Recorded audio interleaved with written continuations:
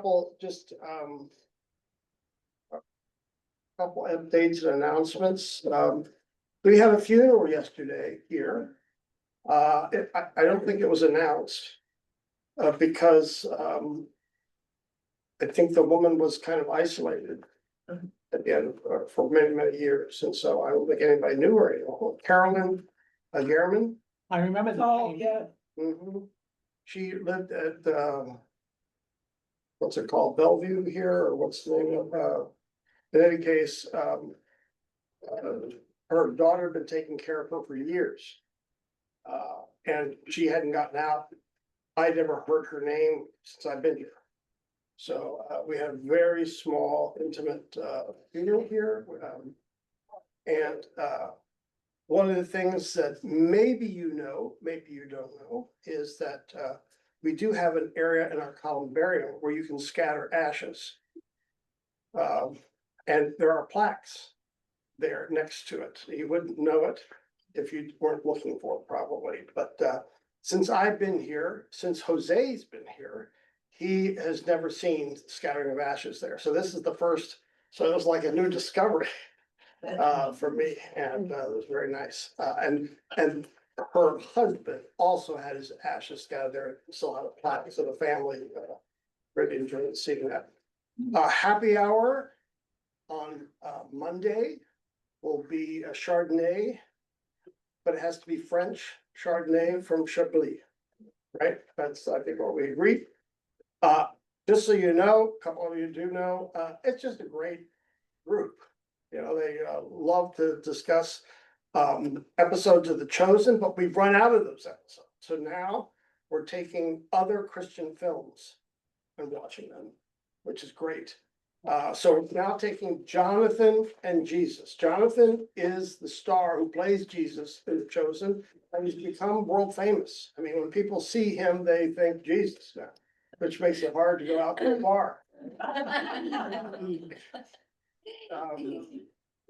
He went, I thought it was kind of funny this last week, because he goes to Washington and they have this bipartisan gathering, all because Jesus is in town, right? So if you're invited as a politician to go meet Jesus, what can you say? You gotta say yes, right? And so if that's how powerful his figure has become, just like what Charlton Heston, you couldn't see him without seeing Moses back in the day. So they follow him around for several cities and meeting various people. He met the Pope this week and we discussed that, and that's all on film. So again, happy hour at 4 o'clock on Mondays. You don't have to drink wine, but it's fun. We have some wine experts there that really know their stuff. This Sunday, we're going to take a look at parables. So the Sunday forum will be, first of all, on parables, but specifically the labors in the vineyard. So that was chosen by a couple in this group, actually. Ray and Melissa, well, remember when they, by request, that was one of their requests. So we'll ask the question, because it comes out in the parable, is God fair? Do you worship a God who is fair? It's questionable sometimes. Or you doubt because of the hand that's handed to you. Yeah. You don't. Yeah. And if you don't, you got. It's like our first reaction, get right? fired. Our first reaction is, why'd this happen to me? Exactly. Doesn't seem fair. I happen to know I'm better than my neighbor, and he's doing just great, thank you very much, right? So in any case, that comes out quite strongly in that parable. Because the question is God, the landowner, unjust or just not fair? I guess people that come in at the end get the same pay as the people that worked all day. And that's a legitimate question. I mean, it's a And of legitimate course, question. in the parable, the landowner goes, wait, I paid you exactly what I promised you. I'm being very fair. But they're saying, wait a minute, but you paid them hardly work at all, and we worked all day. That's not fair. That's different than not just. So there's all sorts of nuances, but that's always the case with parables. Parables are always to send us, if we say, oh, I understand the parable, then we haven't entered into the problems of the parables, because Jesus is trying to throw us some curveballs, trying to get us to discuss things, not just give us an answer. Parables are to bring us into the complexities of some sort of story or issue. So, and we'll find that out today as well. Pastor, That's a great point. two things I want to Really say. good point that the parables invite discussion. And I won't say there's no right answer, but that's the point is the communication, I think, and that brings the body of Christ alive. Which I think is one of the reasons it's hard to preach on the parables, because preaching is by its very nature a monologue. And it's supposed to create a dialogue. So it's easier, I think, to talk about parables here where we can dialogue rather than a sermon, again, which is monologue. So, Two things I wanted to say. Number one, we had the forum and Pastor Lillian's sermon last week when you were in the Unitarian place, and I want to ask you about that too, was about the tongues and then Julie and the Stevens ministers. That was a powerful class. That's something you probably could have many more times over. Yeah. What the sharing that came out in there was incredible. It was incredible. And I told Julie I thought she did a wonderful job. They all did. And so how did it go with you in the Unitarian church? So I'll tell you about the. Because I know you were going solo there, the pastor wasn't there. Going solo. So first of all, we'd set that up, and I don't know if you saw the video. I didn't see the video. You need to see the video Okay. because Frank Lee gives his testimony. Well, he spoke, he got up and spoke there too. Yep. Yeah, he was good. Oh, they were And good. I think I mentioned this last week. It struck me because he said when I was a boy, I was fat. And he still sees himself he that was way, yeah. attacked for that. Yeah. And he still sees himself as fat. Yeah. And I went, Frank? And he's not. He's in great shape, Yeah, he right? is. I mean, he plays golf. I mean, he's in great shape. And so it surprised me, but then it reaffirmed the power of words. And some of those words, even when we're kids, we still hold on to those words. They're just so They're powerful. so hurtful. You know? And then Clayton talked about the gift of listening, which in a way turns the gift of words around because you let someone else talk, which is, we all know can be healing if I can just talk through an issue, if I can just have someone listen to me. It's like a big deal. When do we ever have someone who will just sit down and listen to us? It's rare. So in any case, they did a great job. Yes, they did. It was wonderful. So, and I heard about That was a gift. That was a gift. So last week I was a guest preacher at the Unitarian Universalist Church. Does anyone know where that is? No, yeah, where is that? You've seen it because it's on 41.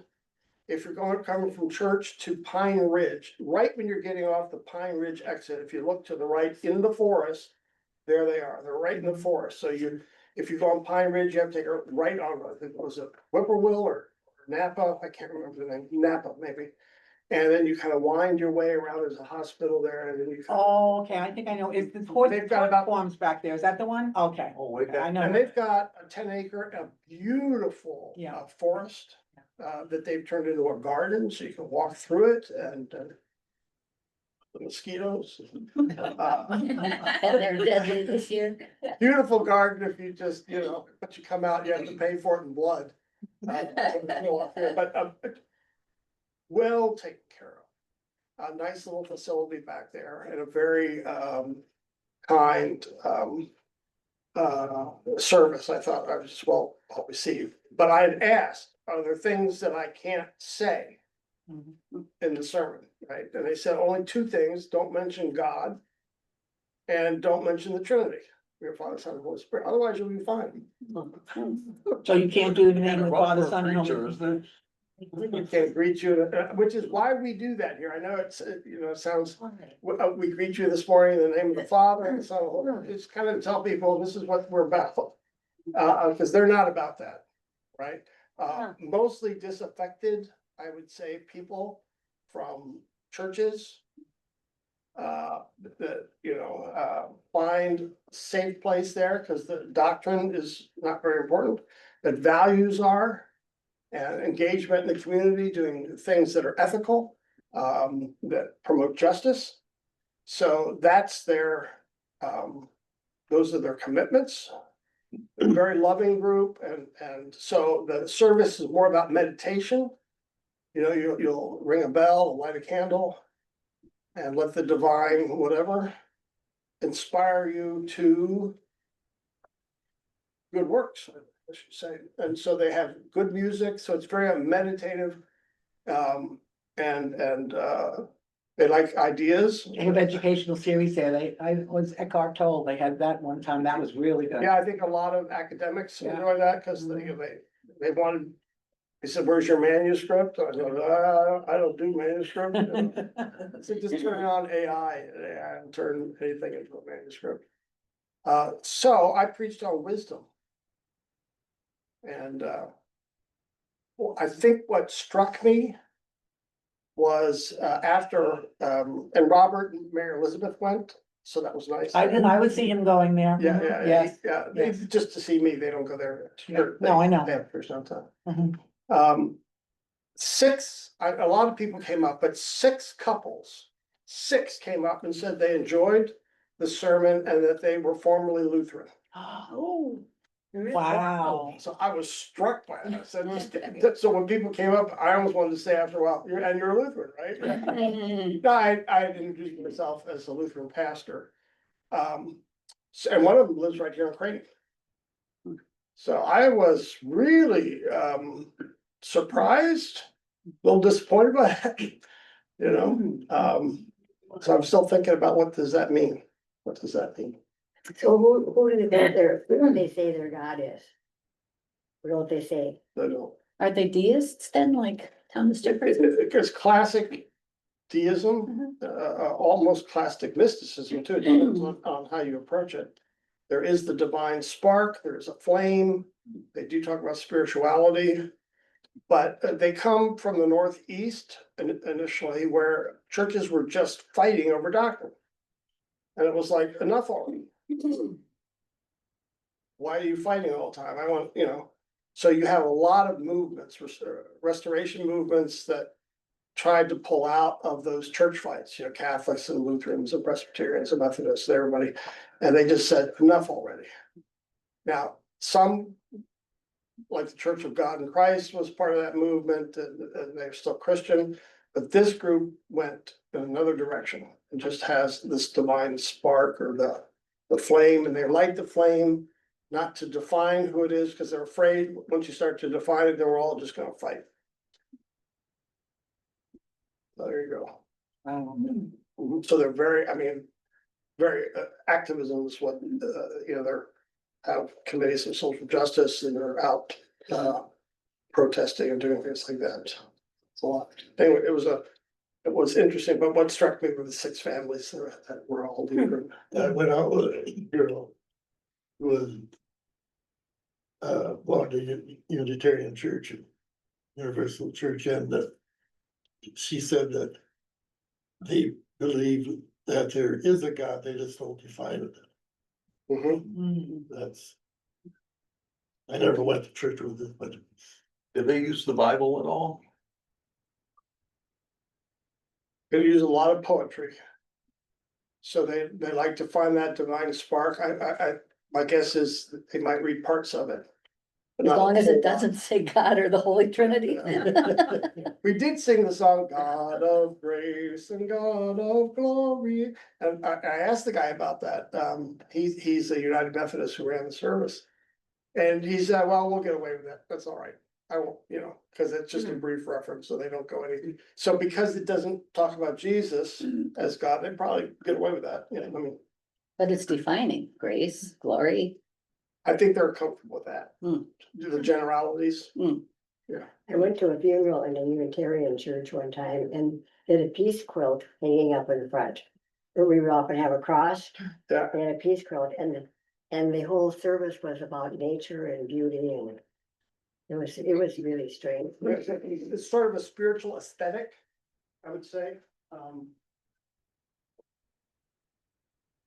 But some of them were Christian who came in, so it is a unit, merger of the Unitarian, which is to say, forget the Trinity, God is one, the Trinity stuff doesn't make sense to us. It just causes divisions. And that was the Unitarians, and the Universalists were more of the, divine flame, the ground of the universe is what is it? Let's not fight over it, let's just fight for justice rather than what we're doctrine, so. In any case, I think they're the only ones here in Naples, I think that's just the only UU. for a lot of it. But it's not always UUs coming down from the north, coming to the UU church, it's Lutherans. But it's sad that these people were all disillusioned from churches and that the Bible says that if you have a problem, to speak to that person. And then if you don't resolve it, to go higher up. So it's just sad that church that should be uniting people is, some of them churches are chasing people away, and that's sad. Well, there you go. That's very sad. There you go. Preach it. It also, made me, it just shows you, I think that belonging now trumps believing. So I will go to a church if I feel welcome there, if I feel people are hospitable and loving and supportive Yes. and are doing some good things in the community. And the believing part, when I grew up, our Missouri Synod group knows this. If you joined a church, you had 8 to 12 sessions to learn the doctrine of the church, or they wouldn't let you become members. So believing came before belonging. And you were loyal to your denomination because of its beliefs. And you fought over that stuff, Catholics and Lutherans being classic, but also Lutherans, Presbyterians. You fight that they meant something. Now, how many denominations, how many people here, just at Emmanuel, come from other denominations other than Lutheran? A bunch. A bunch. A bunch. Yeah. It might even be a majority. Okay. Might even be a majority. It'd be interesting, actually, to tally. But I guess it's more than 50%. So you move to the area, you come here, you say, I like, Teresa Shaw was the classic example. She came and God said, this is where you belong. And then she had to figure out for years, she said, what am I doing here? I shouldn't be here. I'm a Black woman in this white church, but she said, I belong. And she fell And in she love did, with and everybody, she and did. everybody fell in love with her. Yeah. So it was belonging. And then she'd always go to the Sunday forum and then debate me on Monday about something she had heard, but she enjoyed. She enjoyed, and I enjoyed. But belonging came before believing. It's just interesting, because I think we all grew up where that was flipped. All right, so give it up for siding, chapter 18. Let's review just together the story of Noah. Okay, starting out with the story of Noah. Noah being in the first 11 chapters. Sometimes we call that prehistory. You might even hear it sometimes called the myths. But what that means is these stories are true, but not like what you'd find in the paper on the front page. Historically completely accurate. It's rather stories that contain truth about the human condition, about God. All right. So here we have Noah. Remind me how many were on the ark Noah, his wife. 20 three pairs, sons. there were pairs, of animals, right? Three about the sons, people. 3 sons and wives, There's Noah's 3 wife, times it, yeah. and Noah, So That's that it. makes 8. 8. 8's always a magical number in the Bible, right? Okay, new beginnings.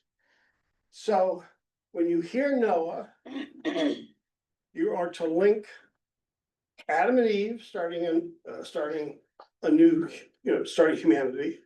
Noah is the new Adam and Eve, and is given the same instructions as Adam and Eve, be fruitful and multiply. So that God tells Noah that. And then Abraham. in chapter 12. Because he's also given the mandate to start now a new nation, new people, right? So all these stories in the first 12 chapters, it's like Jesus creates Adam and Eve, says, okay, create the new humanity. Oh, you messed up. Okay, I'm gonna clean the house. Oh, I'm gonna save one family, the 8, Noah and his family, start the earth again, right? And then that didn't work, so now we're gonna go with Abraham. And then, of course, we're gonna finally go with Jesus, who becomes the new humanity. Okay, so all these are the same story. God saying, oops, that didn't work, let's start over and try a different way. Okay, so he's got 3 sons. Tell me about Ham.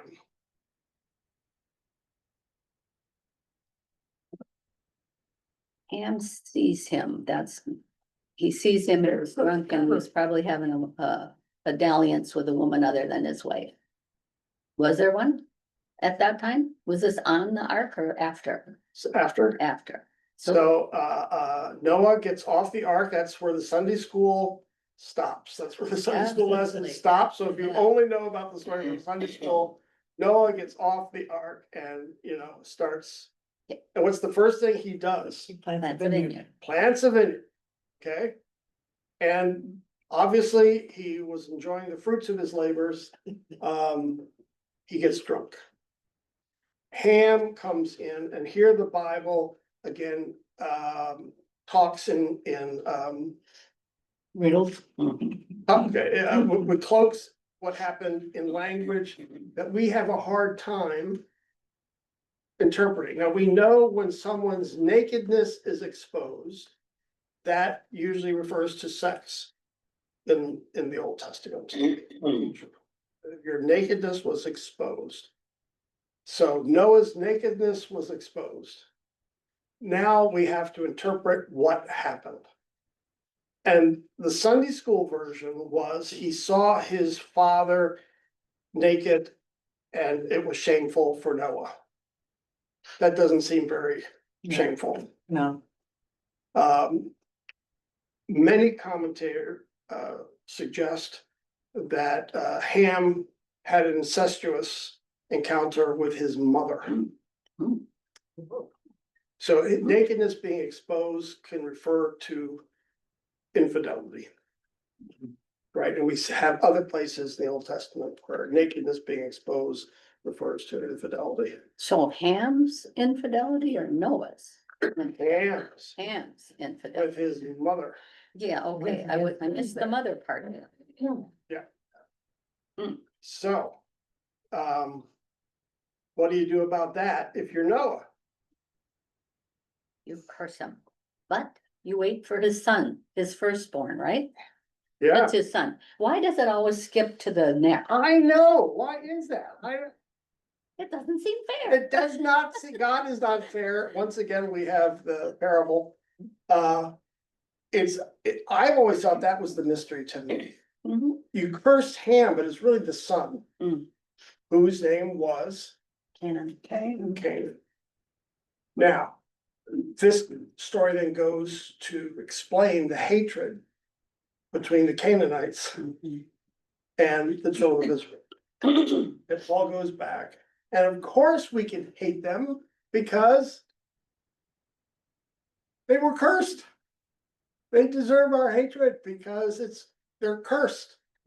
Now, we get this, okay, we get this on a different level because we might use that language curse, we might use other language. But we've known families, we've known maybe even kids in our own family, and you go, well, they just had a hard life because, mom had difficulties and then the kids had difficulties and now the grandkids have, and it's the same problem, they just kind of pass on dysfunction from generation to generation. It can curses be broken by the one that's passed on. If he responds differently than what the Absolutely. I mean, generation. I think we see that, right? Yeah, we see that it can be broken. And I think it's one of the most powerful things when you're part of a lineage that has let's call it a curse, but that's a dysfunction or family systems or however you wanna, and you can break it. Yeah. You know, where you're aware, you say, I'm treating my kids like my parents treated me, I gotta stop this cycle. Yeah. Right, and one of the most powerful things, of course, is if you reconcile with your parent, if that was the source of the dysfunction. Right. We all know stories later in life, our parents reconcile with us or with someone that we knew. It's powerful. Oh, I mean, you've been carrying that curse, Frank Lee, I'm fat. You know, it's a small curse, but he carries that in his body, actually, I'm fat. Yeah. And we all could say, oh, I've got one like that. I had a story like that where my parents or someone I valued said something mean and I carry it. And then you say, wait a minute. How about my kids? Are they carrying anything I said to them? Right? And then can I break it off? Can I break that off? No, it does not break this off. No, it does not break this off. So he has cursed Hannah. Now So the original sin keeps going on. keeps going on, and that's the point of the Bible here. The original sin carries on from the child to the grandchildren and then on and on. So that can be a justification for treating my neighbors in this type of Israelites can hate the Canaanites because they're cursed anyway. Our great patriarch Noah cursed them, so our hatred is justified. Who else? Now, this is American history. Who in American history was a descendant of Ham and was cursed in biblical terms? It's not actually accurate, but that's the way the story was told here in the United States. A whole group of people were considered descendants of Ham. And they were?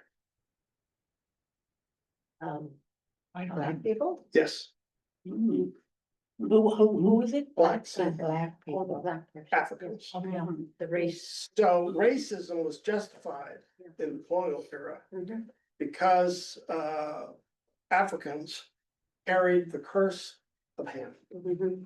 And they want to banish that now in some of the museums. They don't want you to look at the history what the black people went through. And that's, I think, dangerous. And that we use religious justification. Yeah. Going back to Noah to justify this brutality, because well, they're cursed. What else, what can you do? They're damaged goods. We don't use, we don't use often the spiritual language of curse. The last time I heard someone use the term curse in public, that someone was cursed, was in Chicago, with the Chicago Cubs. In Chicago, before, they won the World Series, people in Chicago felt they were cursed. The curse of the Bambino, that the Cubs did not trade for Babe Ruth. And because of that, they've been cursed ever since. So 100 years not winning the World Series, they're cursed. Now it was somewhat of a joke until a playoff game where they're winning. I still remember my son called me, said the Cubs are going to the World Series. Cubs are going to the World Series, Dad, get home, watch the game, watch the end of the game. So I race home. It couldn't have taken me 10 minutes. And by that time, they had already lost the game. And it was a final out. Third baseman was going to catch a pop fly near the stands. And a young man reached into his glove and caught the ball and took it out. Could have been the last out of the inning they'd gone to the World Series. But instead, then the batter got up and hit a double and then it all kind of fell apart. So when that happened, everyone in the city said, we are cursed.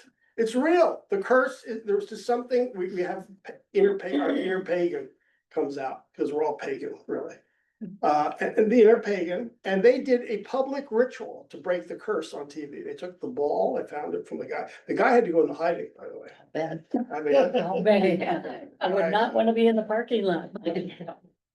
so they got the ball on TV and blew it up. You know, to me, this is like you're thinking backwards. It's your own prejudice or frame of reference Yes, that we don't admit to and therefore put it on the other party. This is why we miss having you in class. No, I'm not making a joke, I'm being serious. About this, in reading this, I just subscribe to Audible, so I listen to it. Because when you think about it, you're born into this world. And from the first time you lay eye on anything, you can have twins and they can look at the same thing and they will develop a different frame of reference. Right. So how does that happen when you're looking at the same stuff or you hear the same stuff? We can go with the same experience and come out like two different people. I do think there's a genius to what you said, that sometimes we will lift up the stories in our own lives that justify our positions. We can tell other stories, but the ones we tell are the ones that either feed a prejudice, a bias, or maybe something positive. We do this with our siblings, right? We sit down and we tell stories and we say, well, that explains that. And then sometimes the sibling goes, well, that's not how I remembered it. And you say, but yeah, that's the story I remember. That's the one, that explains why, mom loved you best, right? But mom didn't love me best. Oh, yes, she did. And then you tell a story about how mom loved you best. She admits it. Cause I could make mom laugh, for heaven's sake. Or the middle child, the other best. Middle child is the best. And then we'll tell middle child stories. And then we're out with other people and they say, well, I'm a middle child too. Well, did you experience? Yeah. So all these stories that reinforce our bias about middle children and either their advantages. Older children and younger children, oh my, I've only had two. So here Israel is telling a story to justify their hatred of the Canaanites, Isn't it- anyone associated. Isn't it, how each individual relates and listens to the Holy Spirit within them? How they can listen and how they can, understand. Or, What yes, that spirit is telling them and the choices that they make. And the choices they may get good results, but some are not good results. So they know that they're not listening to the Holy Spirit the way needs to be listened to or understand what that spirit is telling you to do. And you may think it's right, but then you don't get those results. So you go back and say, okay, I didn't understand what you're telling me to do. okay, I think that that's a good entry into the story of how Jesus breaks kind of the storyline. Because in the next two stories are about people that the children of Israel hated. Their stories were about hatred, and it worked for them until Jesus went, no. The results are not there. No, and so, let's just remind ourselves, the people from Sidon, that's right on the coast, right? Right, like in Lebanon. And so, they hated people on the coast, the Phoenicians, those from Sidon. These are all descendants of the Canaanites. And remember, we've got oodles of stories about Israel, David fighting the Canaanites. And Canaanites practice child sacrifice, idol worship. And so the Bible's full of anti-Canaanite stories. Who's the most famous person from Sidon in the Old Testament? Jezebel? Jezebel. Let's remind ourselves of Jezebel. Because she is kind of the villain, witch queen, right? Who goes after Elijah. Even more than the king. Remember Elijah has that great confrontation with the prophets of Baal. And God consumes his sacrifice, and so he kind of leaves victorious, thinking now the king Ahab and Jezebel will give in, and she just gets madder. and promises before the sun sets out, you will be dead. So Jezebel then drives Elijah basically not just out of Israel, but really out of the ministry. He kind of cowers because she was a very powerful woman. So hatred toward Jezebel. Here's an example, typical Sidon woman. I mean, that's what they're saying, the worst, the worst, worst. So you've got these stories from Sidon, and so now what do we have here in this book? Page 135, which brings us to Jesus' day. Generations, I'm at 135. Generations of animosity against the Sidonians have built up a head of steam in the first century to the point where many from the Jewish tribe wouldn't dare go to Sidon or even talk to someone from Sidon. The bias went all the way back to the story about Noah. And as we know from our world, when bigotry and hatred have generations to fester, they can become very, very entrenched. That's a powerful word, entrenched. Wow, that's really powerful. Yep. To say that. And we all know that it works between nations this way, it works between families this way. So then here we have Jesus in the book, Mark chapter 7, he goes to Sidon. And you go, huh? And then in Matthew 15, Jesus has conversations with Sidonians in which he's amazed by their faith. And you go, what? Now, we don't always say that when we're reading these biblical stories. It says Jesus goes to Sidon, and we go, oh, that's nice. It's a nice beach town, we don't know. We don't know, we forgot the hatred. But at that day, if he said he went to Sidon, what would be the equivalent today?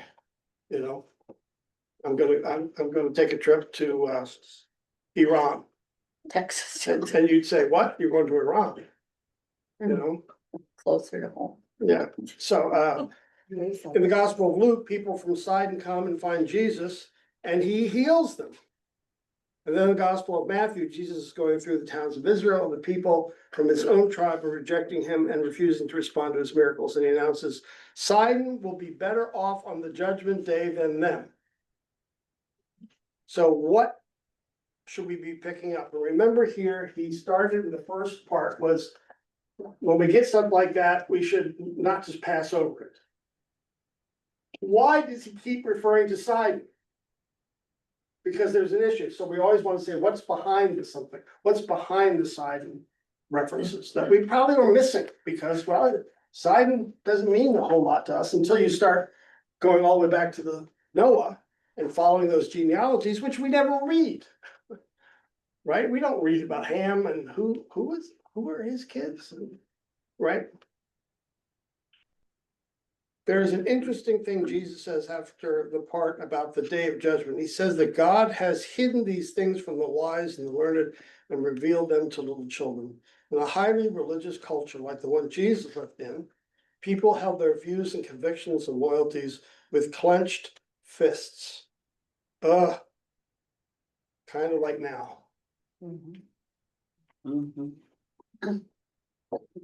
Stories about who had God's favor and who didn't, who was cursed and who wasn't, held tremendous power. You'll hear this now a little bit. I even say it among some friends, but certainly others. If you talk about Muslims, they'll say, "Oh, well, Muslims, they're just all terrorists," and you'll say, "Well, nah, that's a bit exaggerated, right?" No. Have you read, just do your homework, do your study. Okay. So they've got the whole Muslim nation, all Muslim people listed off as terrorists, as dangerous, as cursed. That's kind of like the Sidonians. You've got the whole people cursed, and here Jesus comes back and says, but according to Jesus, God is interested in something else. How open are you to what the Spirit's doing? And there's, of course, your spirit language is doing in this moment. How receptive is your heart to a fresh word about grace? Because if that's the desire, it doesn't matter where you're from. Should we kill our enemies? That was the story of Jonah and the whale. No, Jesus said to love them. Should we make judgments about who is in and who is out? We do it all the time. We grew up learning. Lutherans are in, Catholics are out. I mean, right, we were, whatever people did, Jesus quickly and decisively acted to include whoever had been excluded, right? So that's the curveball here. He's trying to mess up those narratives of who's cursed and who's not. What about the curse that was so important to Jesus' tribe for so many years? He invites his tribe to leave it behind, leave the curse. And the problem with that is that if you want the curse there, and so many do, you quote Bible. You'd say, but in the Old Testament, it says they're cursed. Why else is the story of Noah there? To tell us that our neighbors are cursed. That, of course, is the story of the rich young man coming to Jesus, where it says, and we ask the question, who is my neighbor? Because this is what he's bothered about. Because he knows Jesus is saying, your neighbor is the Sidonians. And he's going, nope, I'm not gonna love them, so I have to justify myself. I'll trap Jesus in the question, who is my neighbor? So that goes into the next story of the Good Samaritan. What, any thoughts about, as you read this? The question, he asked this question at the end, which really ties it together. According to Jesus, God is interested in something else. How open are you to what the Spirit is doing at this moment? And we do, that's something that I think that we can actually get into right around here. Because the Spirit's working right this moment in us. I think that, we mentioned racism and that's what happens when something like racism is what happens when we fail to adapt, or what he keeps talking about is the context of culture as related to the Bible. And if we don't go with the flow, so to speak, of culture, of what God is doing, which is hard to explain, but This is, I'm glad you point this out, because it's not as easy as it seems. Because there's certain issues where I'd say, well, of course, we should open up our minds and love the people that Jesus pointed. Of course, we ought to do that. But then it comes down to the prejudices I have against our group. And they go, okay, now, but mine's not a prejudice. It's real truth. Something, I don't know. And so we have a hard time when the shoe's on our foot and it starts to. the thing is we're actually, the people who think that they're righteous are actually in worse shape than the people that they're cursing. And I guess that's it. Don't curse or. Yeah, but we've all had moral instruction, and then when someone's breaking that moral instruction, we get judgmental, and I mean that it could be in a positive way, that we've got values and systems in place and commitments, and then someone keeps breaking them, and then you go, okay, what do we do about it? An obvious example. I'm in a church and we need a Sunday school teacher. A new member steps forward and volunteers. At that time, we were all doing background checks. Right, for Sunday school teachers, like you do now with anybody kindergarten in your church, everybody's got to have a background check. Well, he was a sex offender. You go, oh. Okay, so what do? Well, the obvious move was to say you can't teach Sunday school, right? I mean, that's why you do these things. You don't put a sex offender in a class with kids. But now, what do you do about him in the church? And you wouldn't be surprised, no, there were different opinions. Because it's called redemption, because it's like the prisoners on death row. I mean, if we believe in redemption, can they be redeemed? So I guess that's the question. That, And that's and do we important. want them to experience redemption in our church? Right. Cause it's a lot like low-cost housing. Everybody's for low-cost housing. Unless, Just it's not my backyard. My backyard, right? I want the government to do that someplace, but not when it affects my. St. Matthews had that problem, yeah. Yeah. Mhm. So, can you have, you know, we say that only sinners are invited to the table, or, you know, fellowship of sinners. And then you got a sex offender, and then, you know, some women might say, oh, I don't feel comfortable here anymore. With this guy running around. Even in prison, they will go for those people, for their Yeah. hurt children. I told you about it's an old story, I don't think I've told it in a while. But I had a friend, United Methodist from Dayton, Ohio, big church, mega church. And he would practice immediate obedience, which meant he'd go into his prayer closet on Monday morning and pray, and if God told him something, he would just, he practice immediate, do it, because he said, I'm always tempted to think it through too much and I don't do it. So he gets up in the morning and God tells him, the way he tells the story, God tells him to go down and do ministry and evangelism to the prostitutes on the streets of Dayton, Ohio. So immediately he gets up, does not speak to his wife, goes down and starts walking the streets with the prostitutes and talking to them. Well, obviously the members of his church see him down there, call his wife. Okay, there's a lot of interesting stories connected there. But by the end of the week, several of the women had come to faith in Jesus. And this is where he says, I didn't think the story through very well.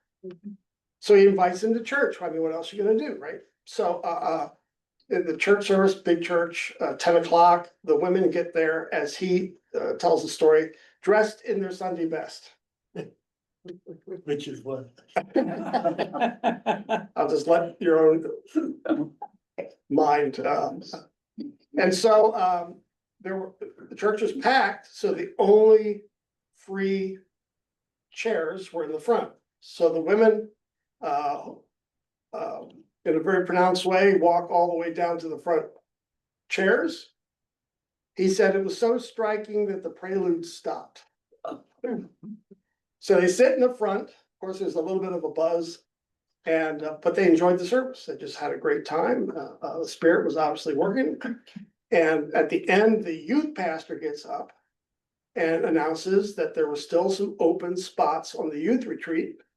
And anybody wanted to go along, you know, if you could raise your hand, we'll get you forms. So all the women, they're just having a great, you know, they're blessed and God's, so they all raise their hand. What immediately after the service, there was a ad hoc meeting of concerned parents. And they said, there's no way my child is gonna go on a retreat with those women, because people could see just for how they were dressed that they were not good church people. So all the kids were removed from the retreat. The women, of course, are smart. They realize what's going on, and they never came back to church.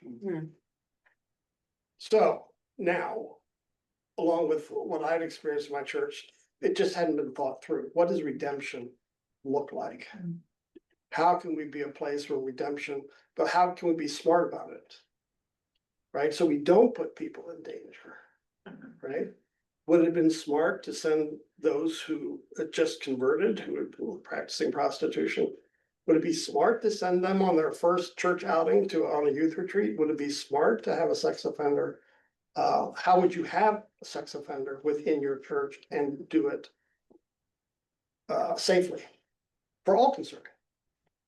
How do you do those things? So that's the nitty gritty of trying to break through, where Jesus says, okay, he's going to bless the Sidonians, and now we're gonna get the Good Samaritan. How does that actually work when you have this cross-cultural dimension, where you have people who used to think they're cursed? How does that work? With Gentiles and Jews together in the same congregation in the early church? Real difficult. Where you had some who were practicing circumcision, the others were saying, no, circumcision isn't that important. And the Jewish Christians are saying, oh, no,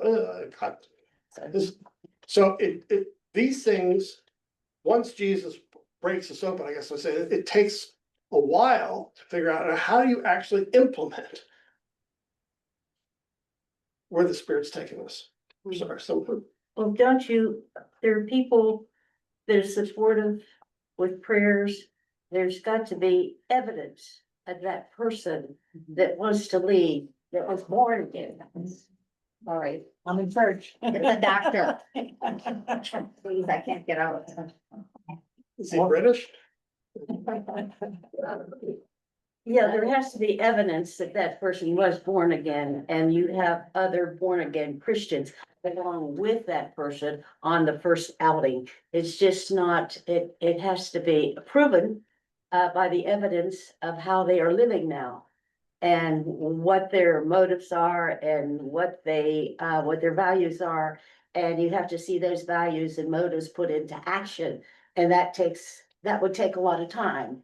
So there's got to be other Christians with the person to guide them and make sure that they are born again and that they are making good choices to lead others to the spirit, one body, one spirit in Christ. And their values have to be, there has to be evidence there some way, somehow, of the good choices they're making and give them So it's time. hard work. That's hard Hard work. work. And it's easier just to listen to the lawyers who say, no way.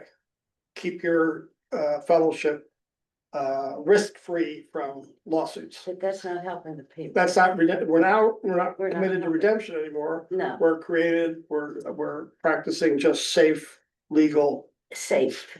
And safe in some sense, Yeah. but then redemption doesn't happen. You don't People have help people, yeah. keep So, working just like the AA.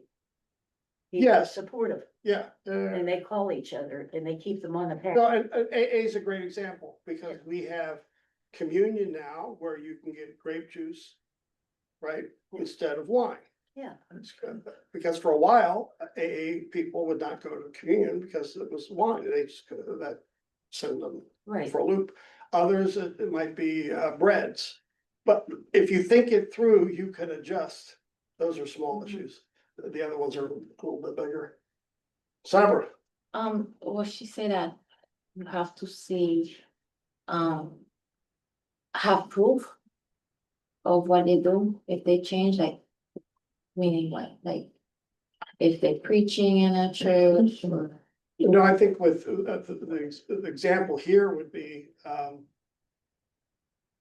for the women, you might send them, but with a chaperone to be with them, right, to make sure.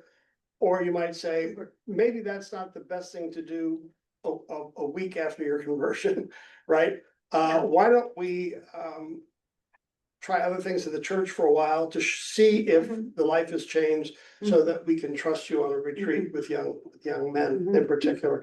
But the idea is you're working with them.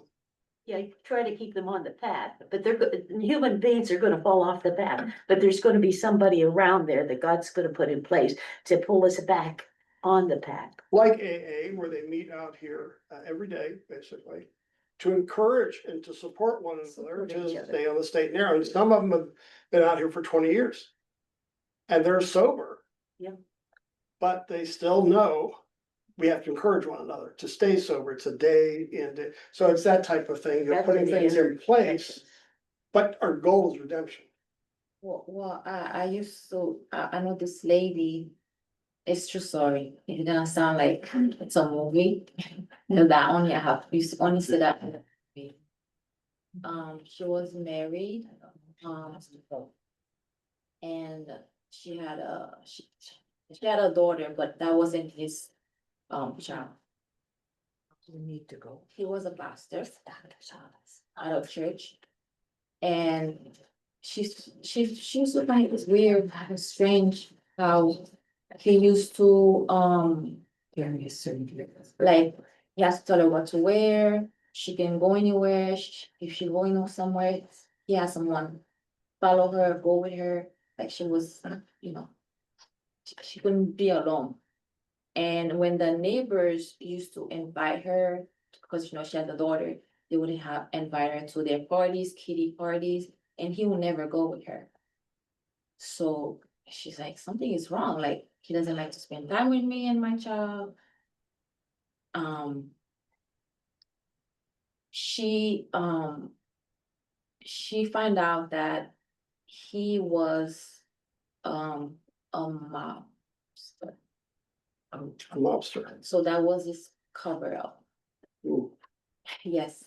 She found out he was a, so they don't know what he's doing in real life, like, so I don't know what they do, selling drug, I don't know.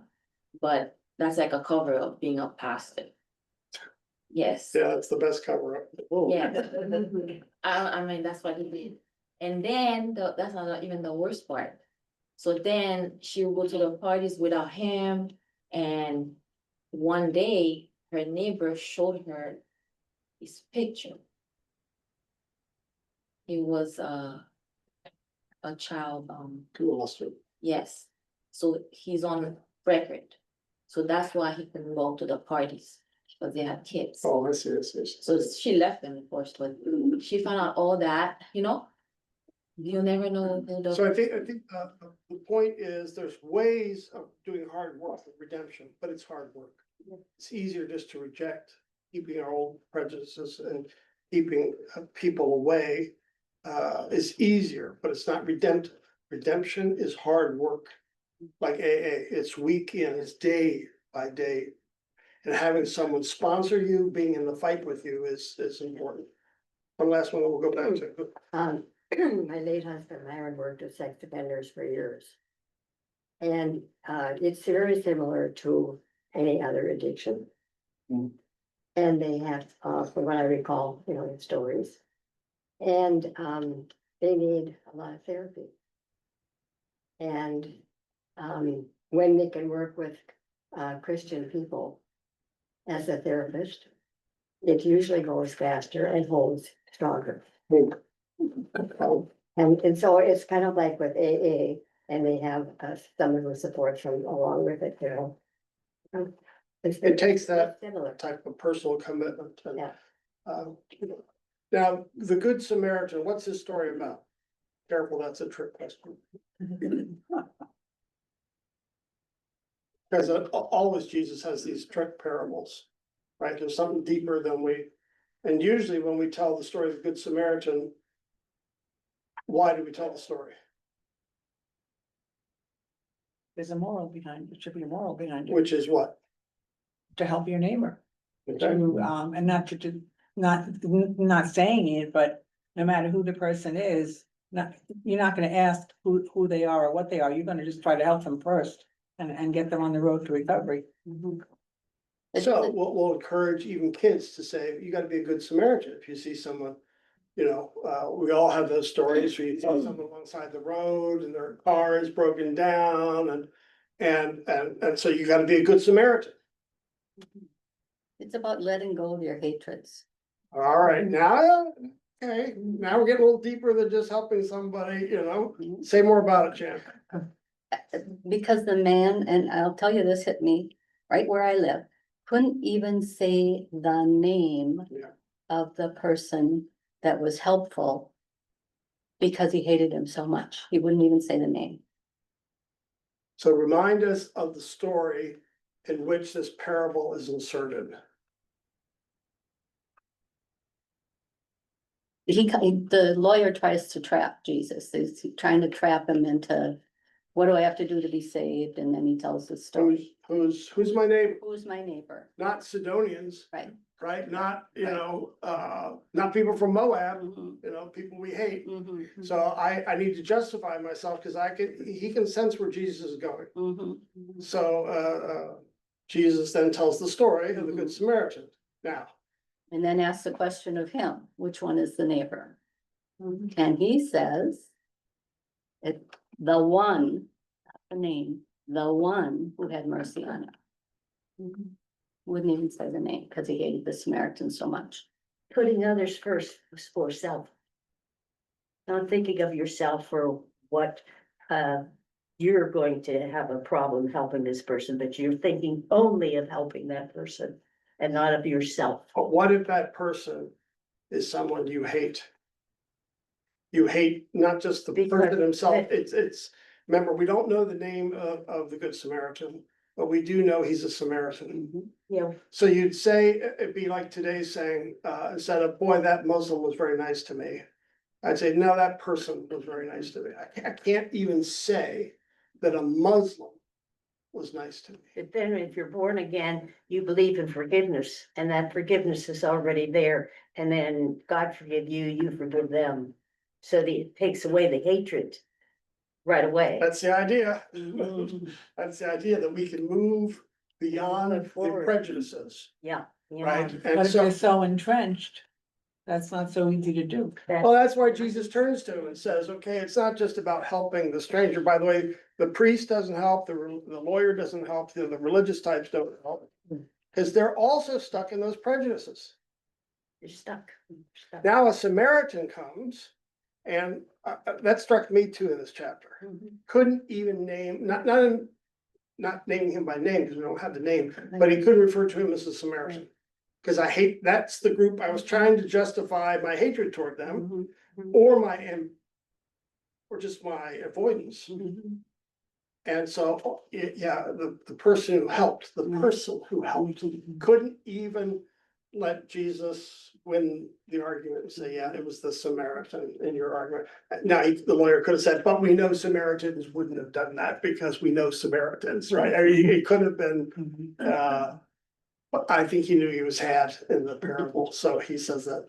It's very important because we don't often, usually the Good Samaritan is told as just an ethical tale of helping someone Somebody else. in trouble. Trouble. It's not about having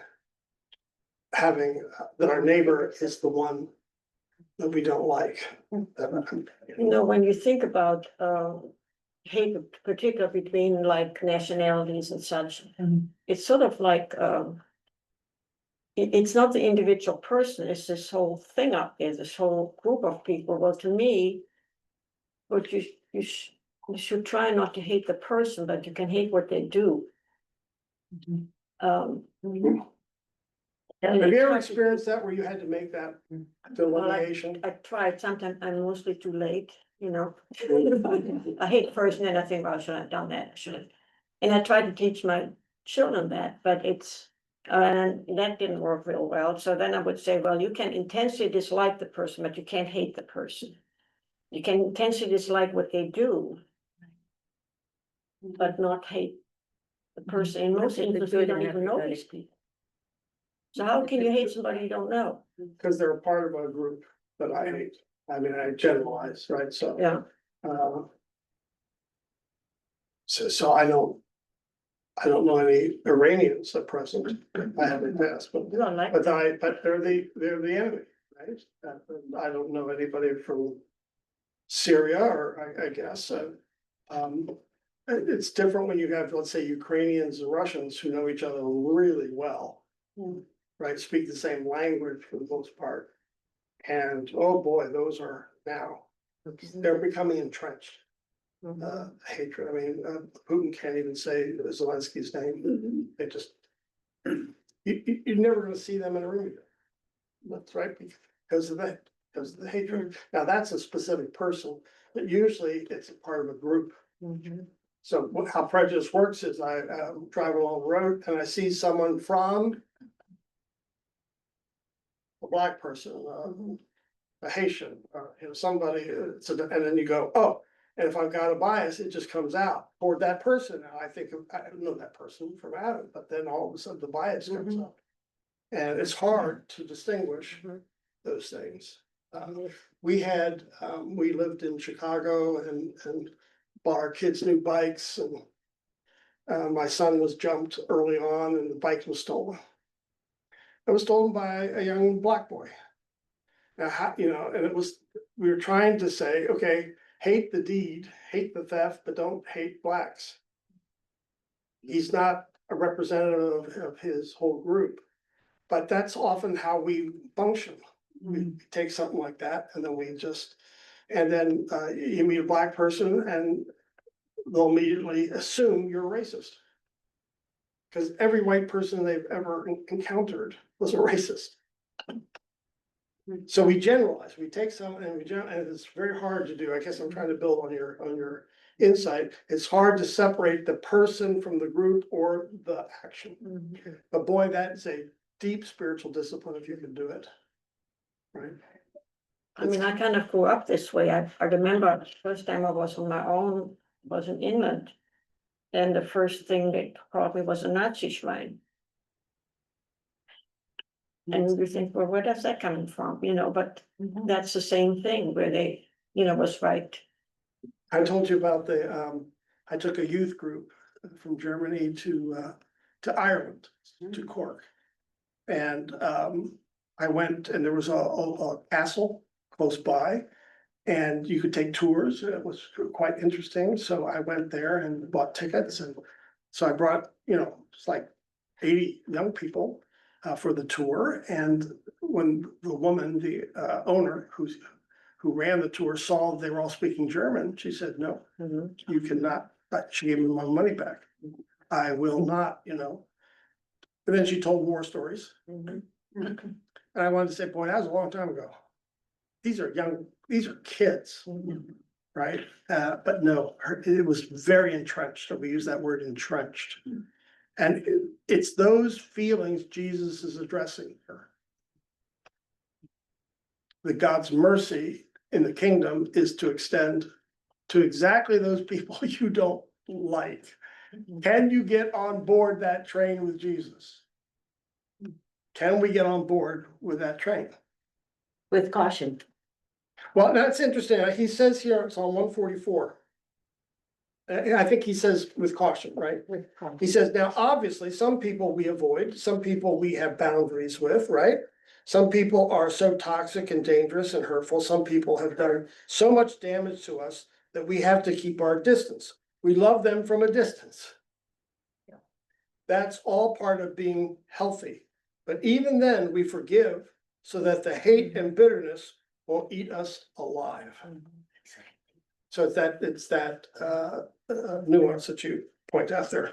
Now, here's how he introduces Melchizedek. Do you see why I began by talking about the point of the story? You can make it about roadside assistance, which is fine, or maybe even helpful, but Jesus is calling us to something way bigger and higher and deeper and transcendent in the story of the Good Samaritan. Jesus is calling the man to love like God loves, which means to love everybody, even those you hate the most, even those who are the most difficult to love, even those you hate so much you can't even say their name. That's Jan, that's what struck me too this week. You can't even mention that they belong to a certain tribe because you hate that tribe so much. Okay, now he leads, these are all flowing again. Just remember his argument. There's something in the text. Here it was the Good Samaritan. Right, that was in Noah, it was the curse of Ham that passed on to Sidon.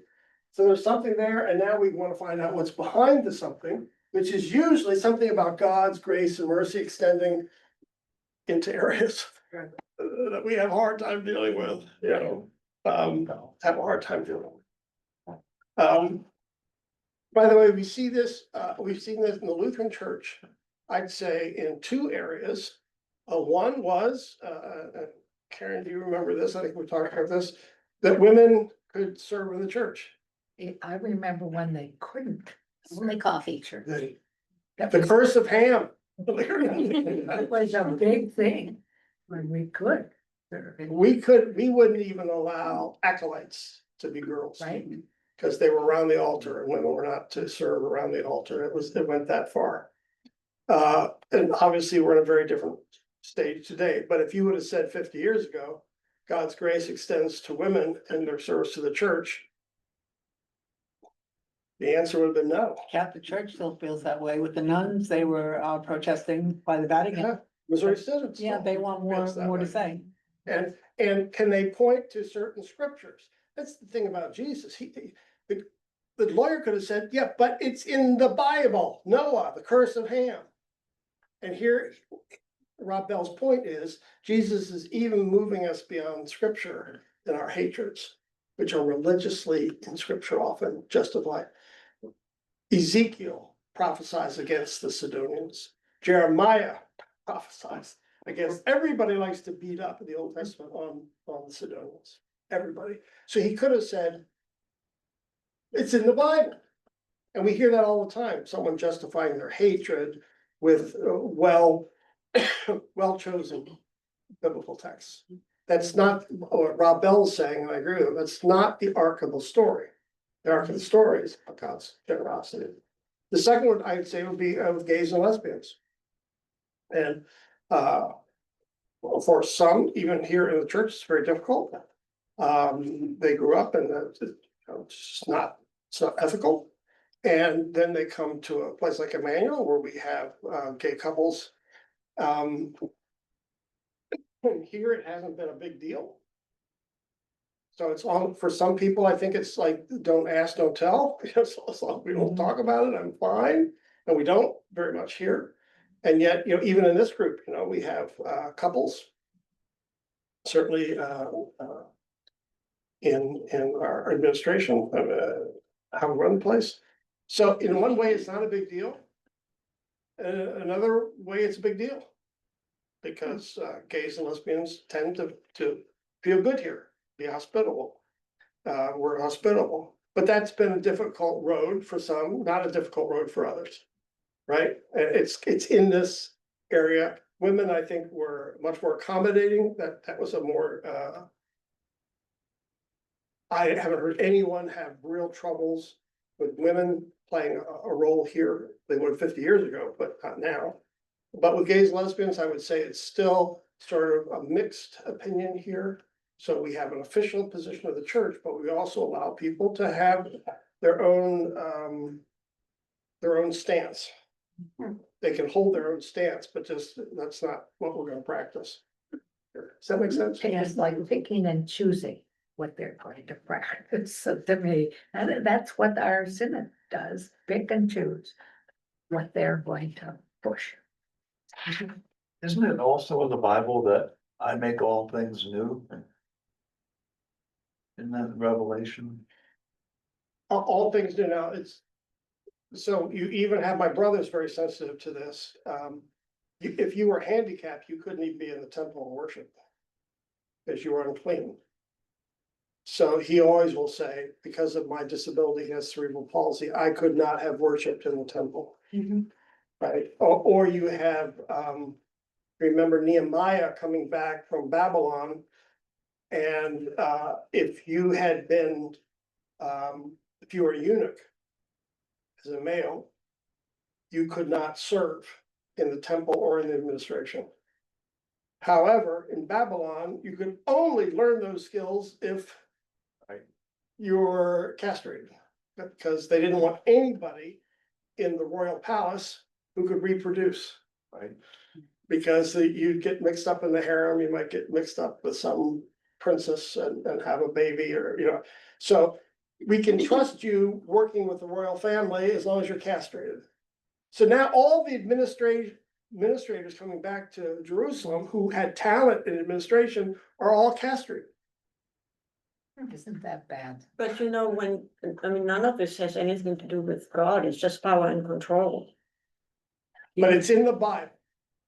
Don't let the eunuch in the temple. He's unfit.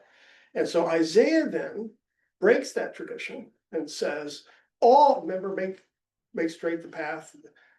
And even he has this vision, Isaiah, of even the castrated coming back and worshiping in the temple. It's a new vision of a new day to get beyond the prejudice. So it's actually what you just said is affirmed in Isaiah's prophecies. The eunuch will be welcomed back. And now, and of course, we have in the Acts, we have the eunuch, the Ethiopian eunuch. Again, he's a eunuch because he works in the palace. And here, the vision of God extends to him as a Gentile and a eunuch.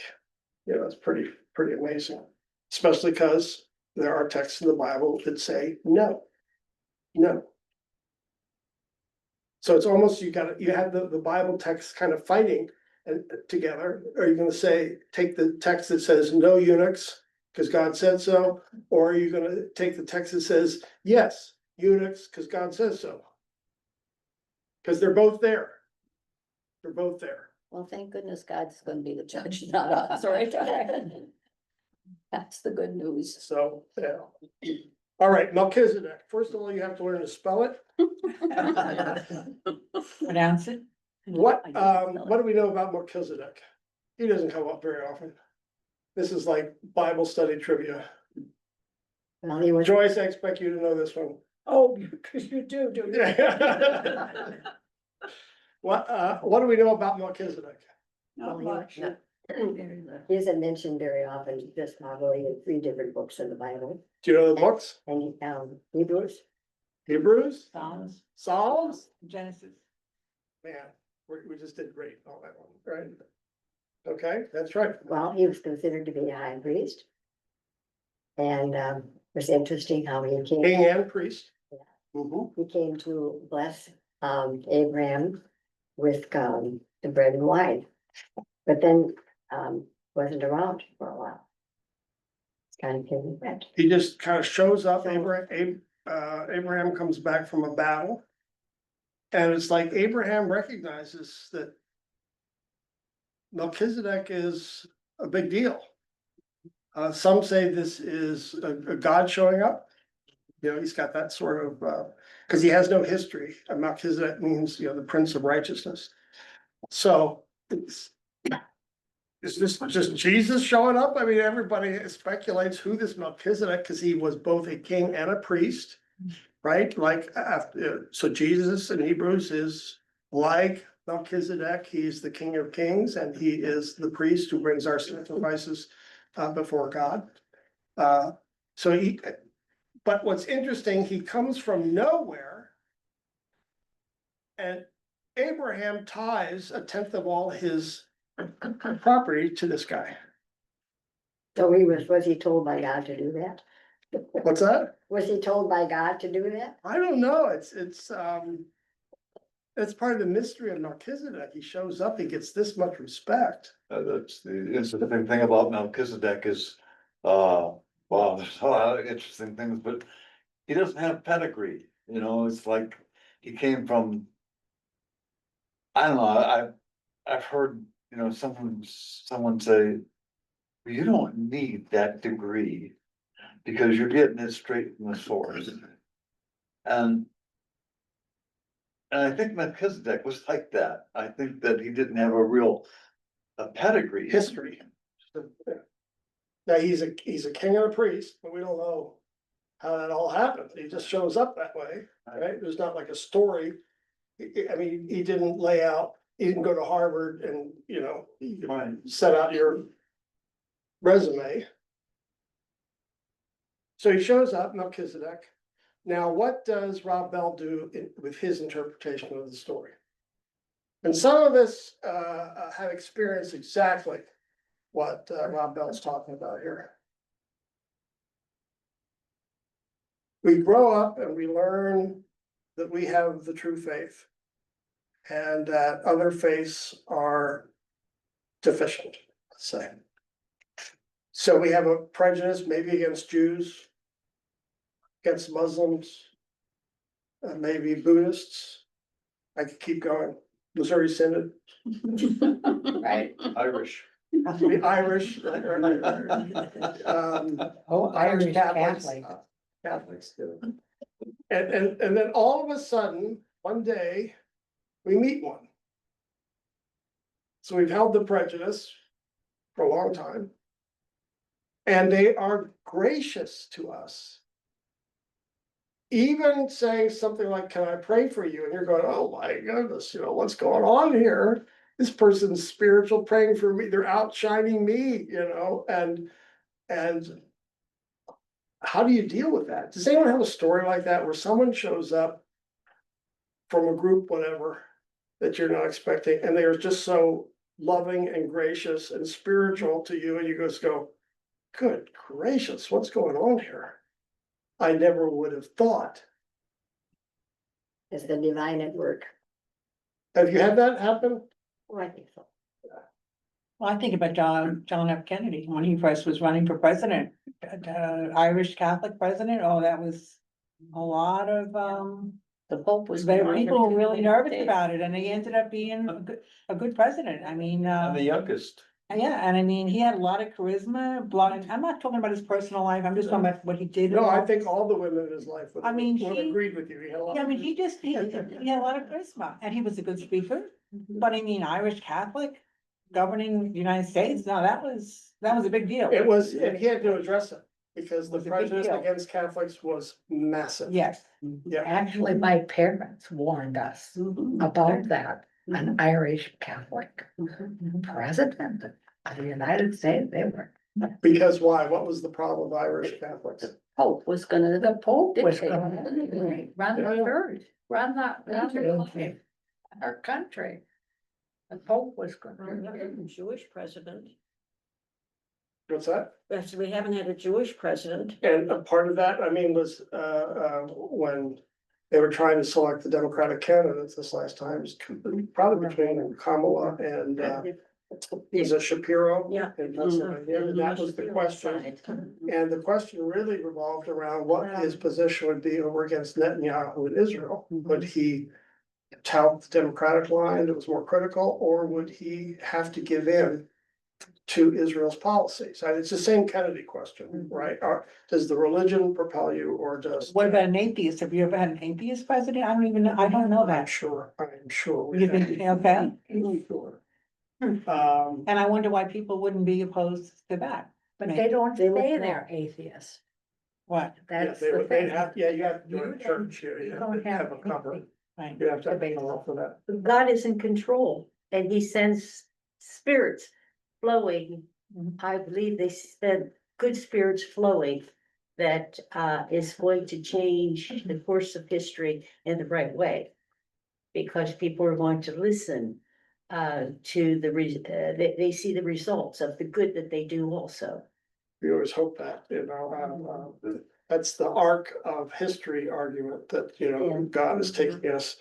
And it gets more There's a- positive and positive. There's Sure. also an interpretation of this who get negative and negative. Mm. So, and by the way, that goes historically into how groups have interpreted Revelation. Some have interpreted Revelation, I'd say historically, that the world's gonna get better and better and better and better and better, and then Jesus comes back. And then about 200 years ago, the dispensationalists came in and they said, no, it's gonna get worse and worse and worse and worse, and it's gonna blow up and be terrible, and then Jesus comes to save us from that. Control, Yeah, so that's the control the and two the kind of purpose. prominent understandings of the book of Revelation. That See, is, spirits around us are all trying to keep us in the path of where we need to be. by the I just way, believe those spirits are with us at all times, doing the right thing.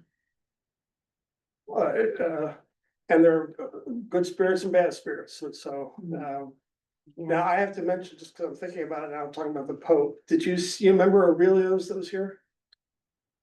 Yeah, the rest- yes, the the pizza restaurant, place yeah, right here on yeah. the. Yeah. Aurelio's, the owners presented an Aurelio's pizza in Rome to the Pope publicly in a box with Aurelio's on it. I saw that on, I think TikTok or wherever I saw it, good advertisement. It was great advertising. Global, It was just- And because he's from Chicago, because that's a Chicago pizza, a prominent Chicago pizza place, and of course, he understood immediately that he was being given something very special, from the south. It's actually from the south side of Chicago. He's from the south side of Chicago. Yeah. So I gotta throw that pizza, Chicago reference in there. So Melchizedek, the way Rob Bell interprets him is, it's that person coming from the outside blessing us. Coming from the south side of Chicago. Coming from the south side of Chicago. It's almost, because if you're from the south side of Chicago, you have an inferiority complex already. You just do. And so it's almost like the quote in the Bible, Jesus is from Nazareth, what good can come from Nazareth? Right. You know, it's what good can come from the south side of Chicago. It really is that dramatic, which is why the South Siders are so proud of having the Pope come from, probably like the people of Nazareth saying, Jesus, so we do have, if you work with interreligious groups, and you go into an environment and someone from another religious tradition blesses you, sometimes that can strike you as such a surprise. Now, we shouldn't be surprised, but we are. It's like a Melchizedek moment where this person comes in and blesses us. Who is he? He's not of Abraham's ilk. He's not worshiping the God of Abraham, Isaac, and Jacob. Wherever else he is, whatever type of priest he is, that's not him.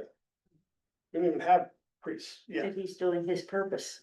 He's fulfilling a purpose, and Abraham recognizes it Mhm. and ties 10% to him. Abraham's aware of what's going on, that this is actually an action of God through unlikely means. And it's like the Eucharist when he presents it with the wine and the bread, so. So it, there's a certain humility there. Yeah, it's a real humility, of being open to someone from another It's like, spiritual tradition and to say, well, that person is blessed, maybe it's God blessing me through that person, still, it's through that person. And so you see him taking us through these stories of this kind of cross-cultural, breaking biases. The person most unlikely to bless you is the one blessing you, you know, it's Sidon. Hate those people from Sidon, and yet here we go. Jesus goes there. purpose. A good Samaritan, it's about the Samaritan part, not just be gracious with people alongside the road. It, can you, like the lawyer, recognize the Samaritan as your neighbor? The good one. Mhm. And then, of course, Melchizedek, Yeah. someone from another religious tradition, actually blessing you. I remember, being in Africa and we were, visiting a witch doctor. And the course was on, other religious traditions. So we were in Africa and, he was so nice. He said, you know, he was sensitive that we were Christian. And he said, but I'd like to, give a fortune. I'd like to tell the future to any of your students who'd be open to it. He was trying to be gracious. He's trying to be gracious, but it's freaky. You know, he's got the chicken there. He's gonna slaughter the chicken and the entrails are gonna, you know, go out and so we asked which student, and only two students, you know, of the I would 10. have volunteered. You grew up on a farm, you've seen a chicken, you've seen them when they kill the chicken. Well, I've never had to read their entrails. I've never had to read their entrails, right? Nutrition, good nutrition. Yes, so but we did it. The hesitancy was, this is a definite pagan practice. Do you involve your students in a definite, it would be like going here to palm reader or something. Yeah, probably a receiver, yeah. Yeah, or is it someone who's trying to be gracious? He didn't charge us, he's trying to share his spiritual tradition with us. So, you know, again, most of them said, no, don't want to do that. But 2 or 3 said, yeah, I'll sit in there and receive his blessing. So then it was my job to try to interpret, okay, what's going on here? Is this a Melchizedek moment or? But don't tell your parents. All right, we wanna,